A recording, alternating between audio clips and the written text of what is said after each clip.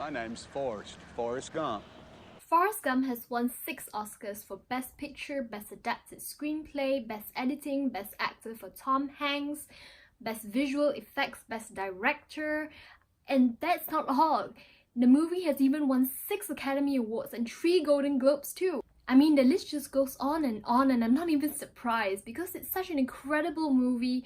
Well written, great screenplay. My only regret is not watching it sooner. Forrest Gump was produced in 1994, directed by Rob Zemeckis, starring Tom Hanks as Forrest Gump, Robin Wright as Jenny Curran, and Gary Sinise as Lieutenant Dan Taylor. It is about a guy, Forrest Gump, who is not exactly the smartest guy in the world with just an IQ of 75. Despite his low IQ and getting to learn about his disability since young, he is able to involve himself in every major event in the American history from the 1950s to the 1980s. The only way he survived them all was with his honesty and just being the nice and decent man that he is.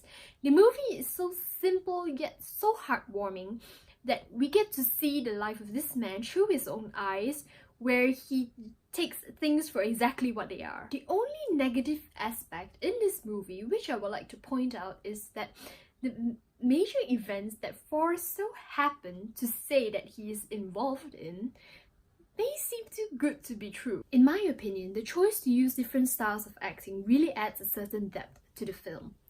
We realize that not everyone leads the same path in life, but through this film, we see that it doesn't matter what background we're from, but as long as we do good in life, goodness always prevails. Tom Hanks' character as Forrest Gump is so different from his other films such as The Castaway and Sully, whereby in Forrest Gump, he uses a different accent and tries his best to adapt to the mentality of a guy with an IQ of 75.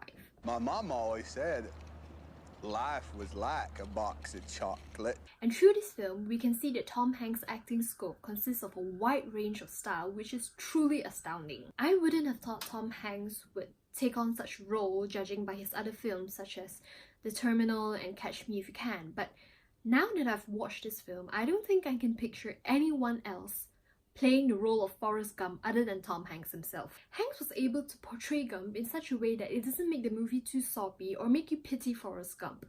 Instead, there's a certain balancing act between a certain sadness and comedy that makes you laugh hard, makes you cry hard, and sometimes makes you pause and think about life throughout the film.